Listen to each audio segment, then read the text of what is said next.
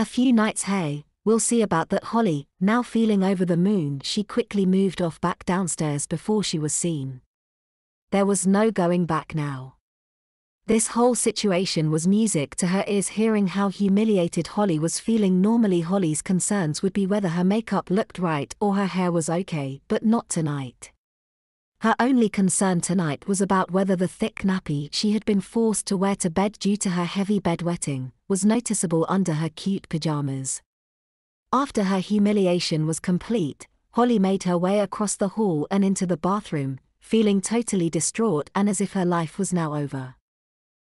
18 years old, and here she was stood there having just been changed into a nappy for bed by her mum like some UN potty-trained little kid.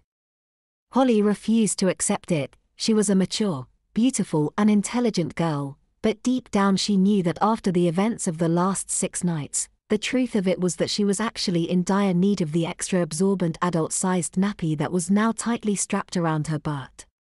So many thoughts went through her head. What would her friends think? How could she ever keep this hidden from Maddie? She couldn't even contemplate her life if she ever found out about this. As she walked, she noticed it almost felt like it made her waddle, as it was so unbelievably thick it forced her legs apart. Holly locked the bathroom door and tried to hold herself back from crying as she came to terms with her current predicament. Staring at herself in the mirror, noticing her cheeks were now glowing a deep shade of red, she started observing her butt from every angle. She could see the nappy definitely made her butt look bigger and kind of made it a weird shape. She tried hard to convince herself that if she was careful, Maddie would probably not notice, and that all she needed was to stay dry for a few nights and this whole thing would soon be a thing of the past.